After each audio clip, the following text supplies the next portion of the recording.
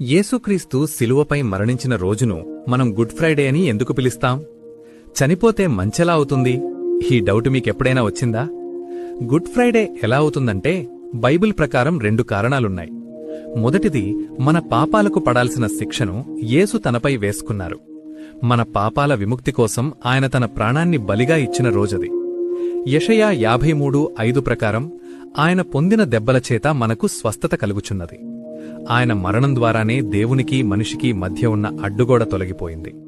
అందుకే అది ప్రపంచ మానవాళికి మంచి రోజయింది.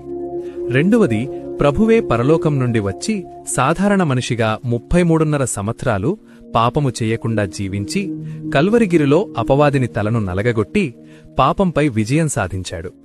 నిర్దోషి, నిష్కల్మషుడు, పాపులలో చేరక ప్రత్యేకముగా ఉన్నవాడు అని సర్వ మానవాళిచేత కీర్తింపబడ్డాడు. శిలువలో విజయజెండా ఎగిరేసిన రోజు కాబట్టి గుడ్ ఫ్రైడే అయింది.